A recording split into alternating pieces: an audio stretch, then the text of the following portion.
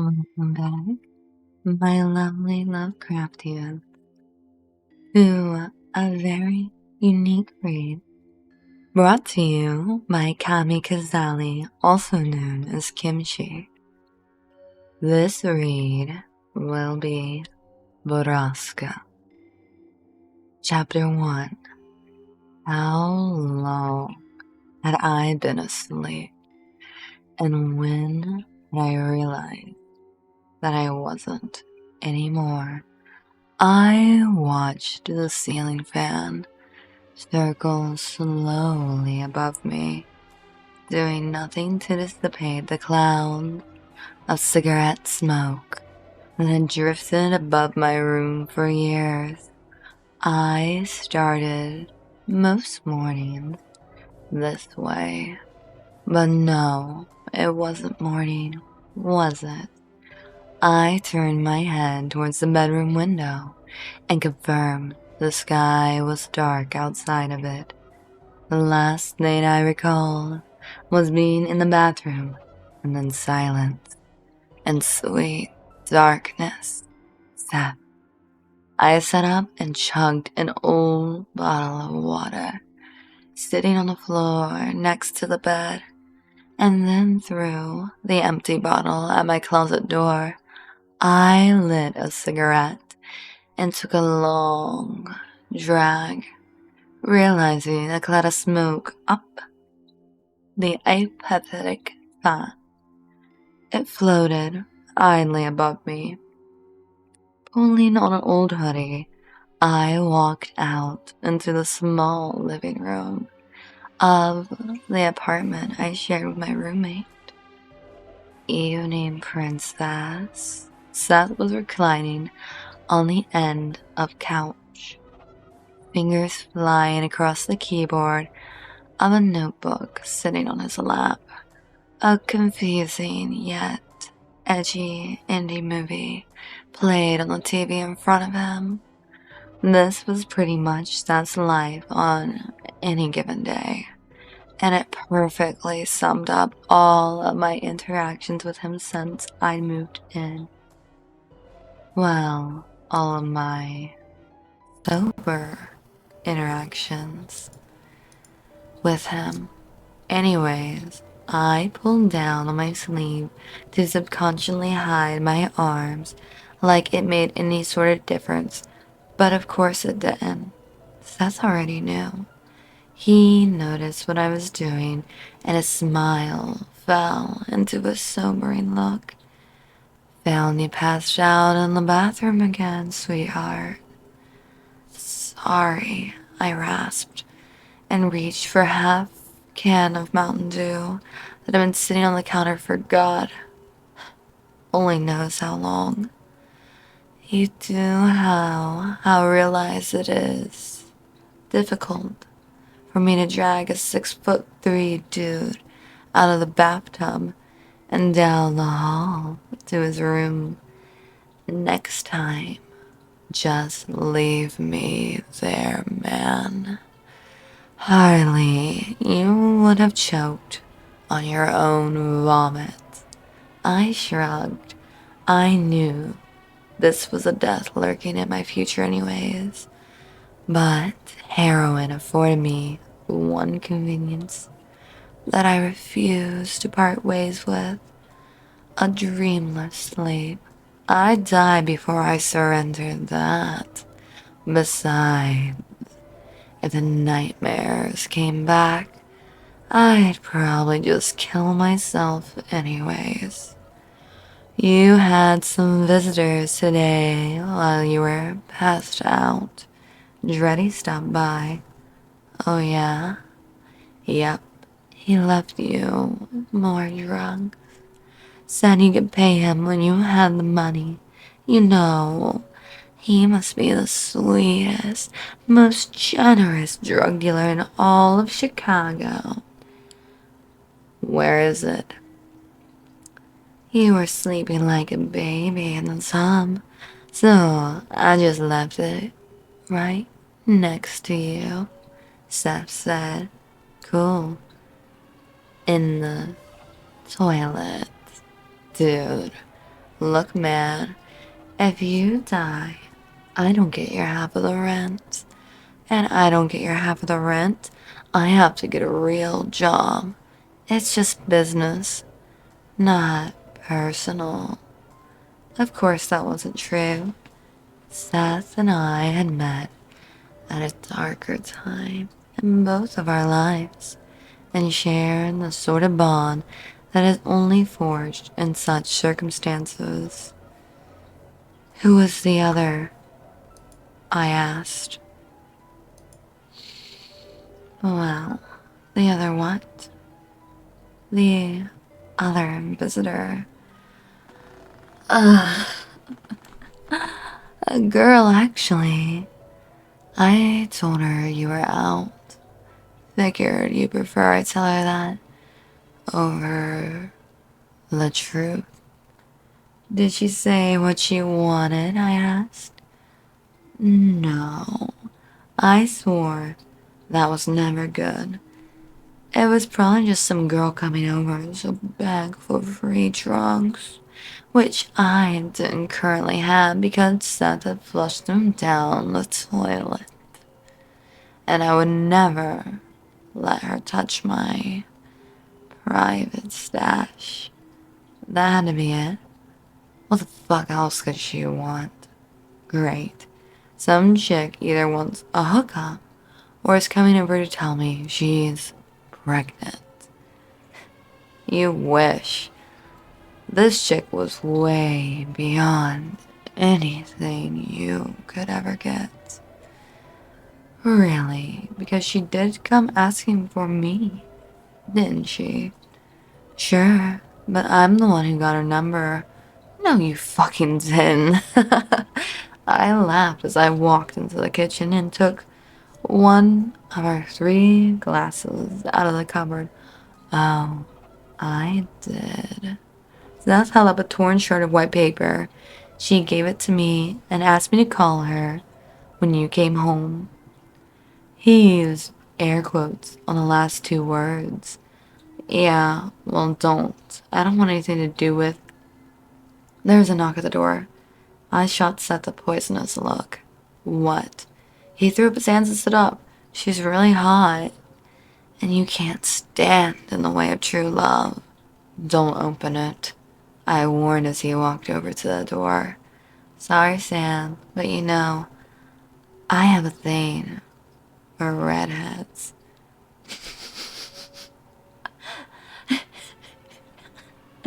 Redheads? What? Do I know any redheads? I couldn't place one for the life of me. And then Seth opened the door to reveal Kimber Destaro standing on the other side. I suddenly felt like a bucket of ice water had been dumped on my very soul. I had a few seconds to study her before her eyes found me leaning against the counter in the kitchen. She was still very short, but her hair was longer, halfway down her back it looked like, and she was, of course, almost 10 years older than the last time I'd seen her. Looking at her after all these years was physically crippling. I had to make a concentrated effort to stay on my feet while my knees tried to buckle underneath me. Just seeing her face brought back painful memories I thought I long buried. She was like a mirage, long dead, returning to torture me, my very soul. Kimber's eyes finally found me as she nervously clutched her cell phone in her hands, turning it over and over against her chest. Hi, Sam, she said with more confidence than she clearly felt. Since Kimber had actually spoken to me, I could probably confirm that this wasn't a nightmare. She was really here. And if she was real, that meant it was all real. Oh, too. A shudder racked through my body, and I wondered, and I wound my white-knuckled fingers across the edge of the countertop. Why are you here? I hadn't meant to sound so angry. My words seemed to rattle Kimber, and she took a step back. I, Seth watched the exchange with interest, but didn't intervene. You shouldn't be here, Kimber, I said. I just wanted her to leave. This needed to end before I lost it. After she was gone, I could pretend she was just a nightmare seeping through the veil. Kimber hesitated. I saw her calculating in her mind as she watched me, her lips moving only slightly as she organized all the variables in her head. It was such a Kimber thing to do, and it made me realize how much I missed her. I saw the exact moment Kimber found in her mind what she was looking for. Did she get my letter? She asked. Yes, I and I threw it away. Lies. She faltered for only a moment. Did you read it? I didn't say anything, but I knew she could read the answer on my face. When neither of us spoke, an awkward tension began to bleed into this very room. So, I'm Seth, my roommate said, still casually leaning against the door. Kimber held my stare for a moment longer and then broke it to finally walk into the room. Seth let the door close behind her. Kimber, she said to him, and how do you know Sam? We grew up together. Neat. Sam and I were cellmates in prison. Seth! I snapped. I was in for a super sexy felony. Computer crimes. Sam was in for, I swear to God, Seth, I warmed harder. Stop. Good night, all, he said cheerfully and left the room. I kept my eyes on him as he made his way down the hall to his room, cursing his every step. When Seth's door had finally closed behind him, I reluctantly let my gaze drift back into the room. Kimber was watching me with an expression I couldn't read, but I didn't like it. The letter, she repeated. Yes, I read it. Kimber continued to stare at me, waiting for more, and she cracked me just that easy. I don't want to say I ran through my hands through my mess of dark, unwashed hair. I'm sorry that we didn't. Sam, stop. I'm not here for apologies. I don't need one. You guys got me out. Kyle got you out. His name seemed to impale her. I wonder how long it'd been since she heard it. Well, that's kind of why I'm here. There are others, Sam. Women who never escaped that place. Yeah, I want to help them. How? I want your skin to be exposed. I want what they've done to be known to the world. Yeah, so do I. So do a lot of people. But the majority of us aren't in the position to be doing anything about it. I needed a drink. I pulled a plastic bottle of cheap vodka from the freezer and poured it into a glass. Do you want some? I asked, almost as an afterthought. God, yes, Kimber said, and I took another glass down from the cupboard, filled it, and handed it to her. She drank half of it at one sip, which seemed to steady her. So, what do you want from me, Kimber? I asked as she set her glass down. I want you to come back to drinking with me. I laughed and then tipped my glass back, allowing the hot sting of alcohol to unfurl down my throat. I'm serious, Sam. Yeah? Well, the answer's still no. We never leave that place alive. We did once. We're not going back. I have a contact, someone on the inside. The inside of what? Driskin? Borrasca? The sheriff's office? They know stuff, okay? And they're willing to help us. That's all we need to know. No, we need a lot more information than that. And you'll get it later, after we get there. Did you really come all the way from California to ask me this? After 9 long years? Actually, I wasn't asking. Kimber looked at me coolly and crossed her arms in front of her with iron-like conviction. This wasn't the Kimber I remembered.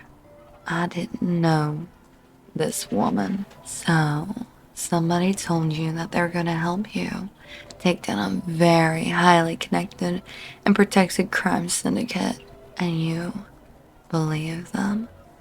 I didn't say that. So, you don't trust them. I didn't say that either.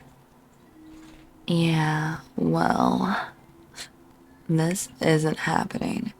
We'd be dead the minute we cross the county line. Are you saying you won't go? Fuck no, I won't go, I said, pouring myself more vodka. All right, Kimber said, and set her glass on the table beside her. Well, thank you for the drink, but I have to go. Something lurched inside of me. I couldn't let her leave, not when I just gotten her back. So why was I being such a dick? Wait. I took a step towards her before realizing what I'd done. Where are you going? I told you, she snapped as she started towards the door. I'm going to Driskin.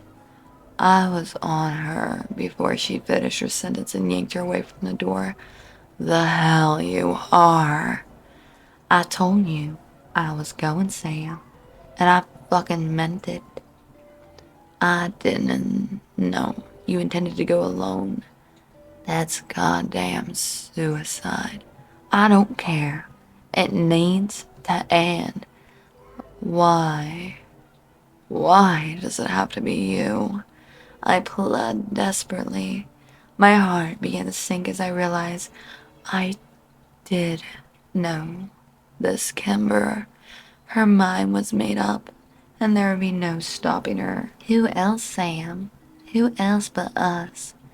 There's no one. The thought of my best friend back at that place seared through my brain like a hot iron. I had to make Kimber see reason, even if I had to hurt her. There was no other way. So, after that Killian City did to you there, after all you suffered in Borrasca, you want to go back? Yes, because there are still other people suffering as we stand here arguing about this. We shouldn't have ever waited this long to try and help them. No, wait, we can think this through. I'll try again with the FBI, the cops, Interpol. I don't know, whoever will listen. Did that work before? She asked. It hadn't. Sam, if I try to report what happened to me, I'll show up on the radar immediately and be dead by morning. No more pretensions, no more manipulations. I had to bare my soul to this girl if I wanted to stop her. Please, I said desperately, please, Kimber. I'm begging you not to make me do this. I'm sorry. I'm so sorry, but I'm going. I was panicking, unable to control my breathing or the pounding of my heart, which was racing to a finish line that lay somewhere in the immediate future. Fuck! I screamed and swept Kimber's vodka glass off the table.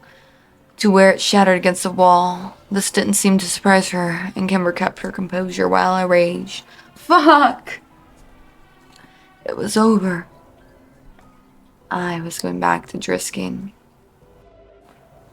Thank you again to our wonderful Lovecraftian, Cami Kazali, for picking out another devoted read.